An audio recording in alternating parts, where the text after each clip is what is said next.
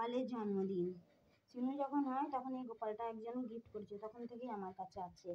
আজ আমি গোপালের পুজো করেছি নিজের মতো করে। আমি করেছি, সিনু করেছে, সিনু পুজো করেছে কত সুন্দর করে, দেখো।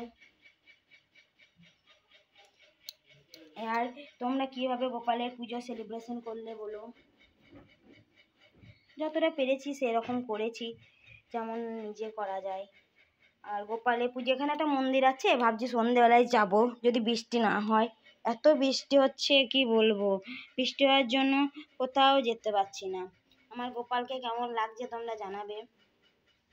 আর আর এখানে আমাদের ব্লকেও পুজো হবে সন্ধেবেলায়, যদি সম্ভব হয় তো ভিডিও করব, দিয়ে তোমাদেরকে দেখাবো। শ্রীকৃষ্ণের জন্মদিন সেই রাতের বেলা, এখানে সেই 12টাতেই হবে। আর অনেকে এখানে এই সকালেই পুজো করে দেয়, তো আমি সন্ধেবেলায় পুজো করার যদি সম্ভব না হয়, সেই জন্য সকালেই আমি পুজো করে দিয়েছি। সকাল থেকে প্রচণ্ড বৃষ্টি হচ্ছিল, এখনও বৃষ্টি পড়ছে, এখন একটু থেমেছে।